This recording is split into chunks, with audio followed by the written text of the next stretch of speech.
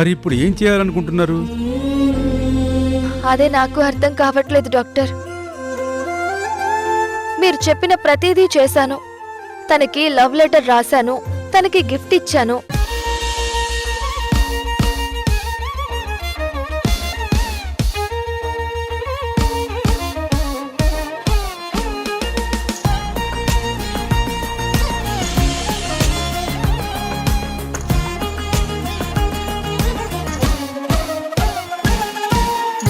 Picnic లో surprise కూడా చేశాను. తను కూడా నాకు ఇన్ రిటర్న్ అన్నీ చేశాడు.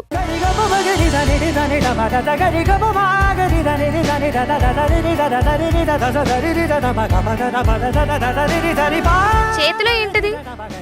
గిఫ్ట్ అండి. ఎవరికి? నాకే మేడం.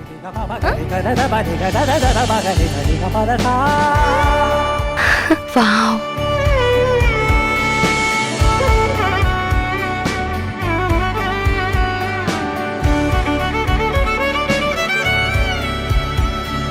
అంటే తను నా లవ్ లో ఉన్నాడు. ఇప్పుడు తనని కాదని నేను వేరెవరినో పెళ్లి చేసుకుని వెళ్ళిపోతే, ఏదో నా అవసరం కోసం తనని ప్రేమించానని, ఇప్పుడు నా స్థాయి వ్యక్తిని చూసి పెళ్లి చేసుకుని వెళ్ళిపోయానని తప్పుగా అనుకుంటాడు. అదే జరిగితే నా జ్ఞాపకాలు ఉన్న ఇంట్లో ఉండడానికి గోపి ఇష్టపడడు. ఇంటి నుంచి వెళ్ళిపోతాడు. తన జీవితాన్ని నాశనం చేసుకుంటాడు.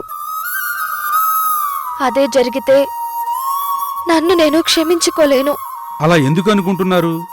మీరు పెళ్లి చేసుకుని వెళ్ళిపోయినంత మాత్రాన మీ ఇంట్లో వాళ్ళెవరు గోపిని పట్టించుకోరా? పట్టించుకోవడానికి ఎవరున్నారు డాక్టర్? మా డాడ్ పెద్దవారు. ఈ వయసులో ఆయన్ని చూసుకోవడానికి ఒకరుండాలి. ఇకపోతే తార, తనకెంతసేపు ఆఫీసు బిజినెస్ తప్ప మరొక ధ్యాసే ఉండదు. అలాగని నేనేం తనని తప్పు పట్టడం లేదు. నమ్మిన వారి కోసం ప్రాణం పెడుతుంది. మా డాడ్ తనని నమ్మి బిజినెస్ ని చూసుకోమన్నారని ఎంతో కష్టపడుతోంది. ఇప్పుడు ఎక్స్ట్రా బర్డెన్ ని నేను తన మీద ఉంచలేను.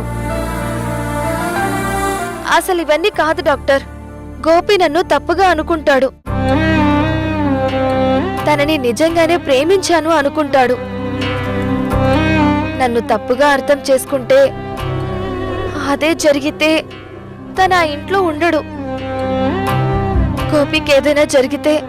Hold hold hold hold for a second. ఇందాక మీరేమన్నారు? గోపి మీ ప్రేమకు రెస్పాండ్ అయ్యాడు, మీ లెటర్స్కి రిప్లై లెటరు, గిఫ్ట్కి రిటర్న్ గిఫ్ట్, సర్ప్రైజ్కి రిటర్న్ సర్ప్రైజ్ చేశాడు అన్నారు కదా. అంటే గోపి మీ ప్రేమకి రెస్పాండ్ అయ్యాడు. గోపి మనసులో ప్రేమ అనే విత్తనం పడింది. అంటే గోపి మనస్సు బ్రెయిన్ మీ గురించి ఆలోచించడం మొదలుపెట్టాయి. గోపి బ్రెయిన్ హార్ట్ వర్క్ చేయడం స్టార్ట్ చేశాయి. అంటే మనం చాలా దగ్గరలో ఉన్నాం. ఇంకొంతకాలం గోపిని ఇలాగే స్ట్రెస్ చేస్తే... బట్ ఎలా? ఇంట్లో నాకు సంబంధాలు చూస్తున్నారు డాక్టర్. ఓ, అదొకటి ఉంది కదా.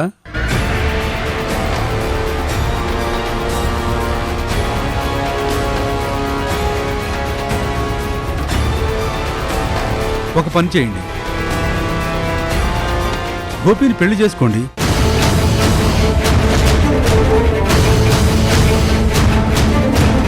ఓ, ఐ మీన్ చేసుకోమంటే చేసుకోమని కాదు, చేసుకుంటా అని ఇంట్లో చెప్పండి. అప్పుడు ఆల్రెడీ గోపి మీ ప్రేమలో ఉన్నాడు అంటున్నారు కాబట్టి ఎక్సైట్ అవుతాడు. ఆ ఎక్సైట్మెంట్ బ్రెయిన్కి స్ట్రెస్నిస్తుంది. ఆ స్ట్రెస్ నుంచి గోపికి గతం గుర్తు రావచ్చు. ఒకవేళ గుర్తుకు రాకపోతే, ఇది పెళ్లి వరకు వెళ్తే? వెళ్ళనివ్వండి, అప్పుడు ఇంకా మంచిది. మీరన్నట్టు పెళ్లి వరకు వెళ్తే అప్పుడు మీరు నిజం చెప్పేయండి. ఇదంతా నేను గోపి కోసం చేశాను అనండి. అప్పుడు గోపి కూడా అయ్యో సృజన గారు నా కోసం ఇంత కష్టపడ్డారనే బాధతో తనలో మదనం మొదలవుతుంది. ఆ మదనం నుంచి తనకి గతం గుర్తుకు రావడం పెద్ద కష్టమేమీ కాదు. ఖచ్చితంగా వస్తుందా డాక్టర్? ప్రయత్నం మనది, ఫలితం దేవుడిది. బాధపడకండి సృజన, మీరు చేయబోయే ప్రయత్నం చాలా గొప్పది. గొప్ప ప్రయత్నాలు ఎప్పుడూ ఓడిపోవు.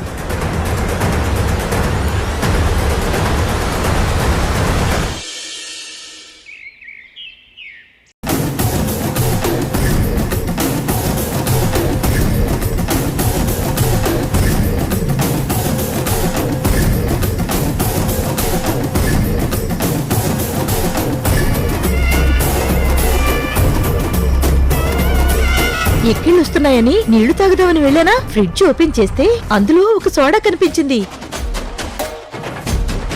వెంటనే ఒక నిమ్మకాయ తీసుకుని కొంచెం పుదీనా కట్ చేసుకుని ఒక గ్లాసులో కొంచెం షుగరు, చిటికెడు సాల్ట్, పుదీనా వేసి బాగా బీట్ చేసి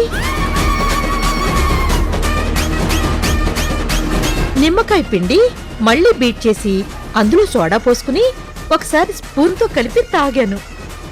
అబ్బబ్బబ్బబ్బబ్బా! టేస్ట్తో నాలుక నాట్యం చేసింది. ఎక్కిళ్ళు ఆగిపోయాయి. సరే, మీకు కూడా కలుపుకురానా? ఏంటండి? వసుదా, ఏమైంది? సృజనతో మాట్లాడావా?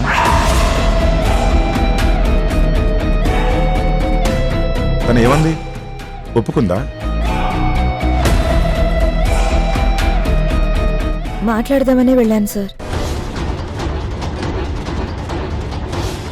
ఏంటి మాట్లాడదాని వెళ్ళావా? ఎక్కడికి? ఇక్కడే ఉన్నావుగా. నేను వెళ్ళేసరికి సృజన కార్ ఎక్కి ఎక్కడికో వెళ్ళింది సార్.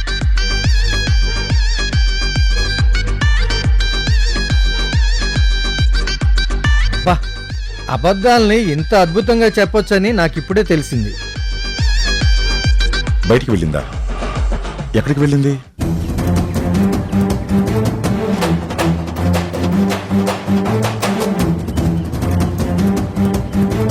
హర్ట్ అయి ఉంటుందా?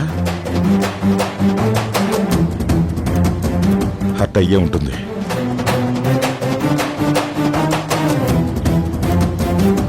Dad, I'm a human. నేను ఒక మనిషిని. నేను ఏ బర్రెనో గొర్రెనో కాదు. తాడు కట్టి వాటిని లాక్కెళ్ళినట్టు తాళి కట్టి నన్నెవడో లాక్కెళ్ళడానికి. తప్పు నాదే. తనకి చెప్పకుండా, కనీసం తనని అడగకుండా తనకి పెళ్లి నిర్ణయించడం తప్పే.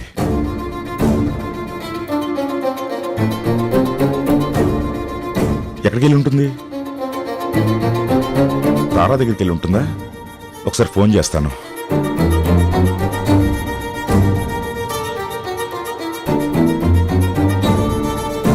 రామా తారా, నీకు ఫోన్ చేయబోతున్నాను.